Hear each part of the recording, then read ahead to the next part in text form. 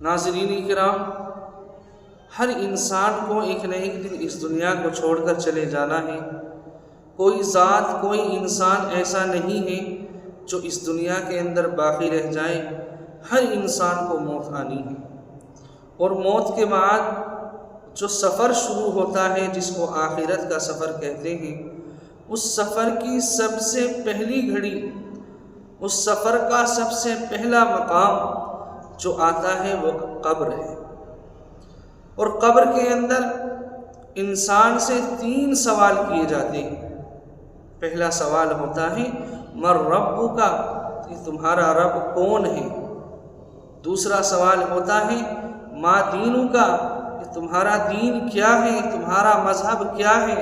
اور تیسرا سوال ہوتا ہے من نبیک، کہ تمہارے نبی کون ہیں۔ یہ 3 سوال ہیں جو قبر کے اندر ہر انسان سے ہونے ہیں۔ کوئی انسان ایسا نہیں کہ جس سے یہ سوال نہ کیے جائیں۔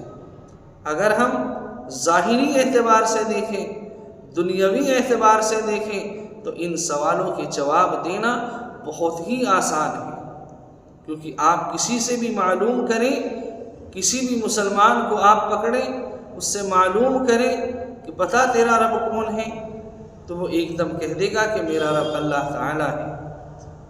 اس سے معلوم کریں کہ تیرا مذہب کیا ہے، تیرا دین کیا ہے، تو وہ کہہ دے گا کہ میرا دین، میرا مذہب اسلام ہے۔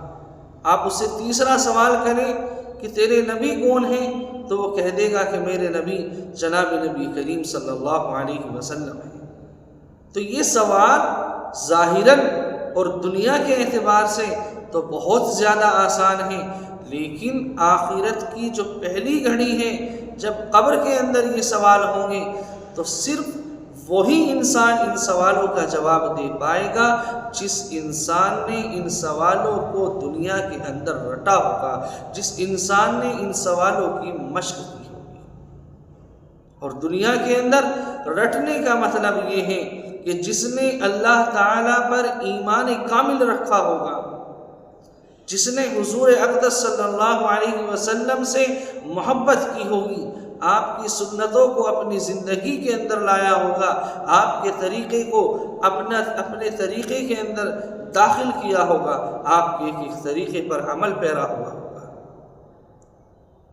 وہی انسان ان سوالوں کے جواب دے پائے گا۔ تو اللہ تبارک و تعالیٰ کا ذکر الہی یہ انسان کے دل کے اندر ایمان کی تقویت پیدا کرتا ہے، اور جناب نبی کریم صلی اللہ علیہ وسلم کی تعلیم، آپ کا طریقہ، یہ آپ علیہ السلام کی محبت ہمارے دل کے اندر پیدا کرتا ہے۔ تو جب آپ دنیا کے اندر اپنے مذہب کو، اپنے دین کو، مذہب اسلام کو اچھی طریقے سے فالو کریں گے، اس کے ایک ایک رکن کو مانیں گے، تب جا کر کے آپ ان سوالوں کے جواب قبر کے اندر دے پائیں گے۔ ورنہ دنیا کے اندر جتنے آسان ان سوالوں کے جوابات ہیں، قبر کے اندر اتنے آسان ہر انسان کے لیے یہ سوال، اس کے جواب نہیں ہو سکتے۔ اس لیے آپ تمام لوگوں سے گزارش ہے کہ ان سوالوں کے جو جوابات ہیں ان کو حل کرنے کی کوشش کریں، اللہ تبارک و تعالیٰ کے احکامات پر چلیں، حضور اقدس صلی اللہ علیہ وسلم کے طریقے کو اختیار کریں۔ اللہ تبارک و تعالیٰ ان اعمال پر عمل پیرا ہونے کی توفیق عطا فرمائے۔ آمین۔ السلام علیکم ورحمۃ اللہ وبرکاتہ۔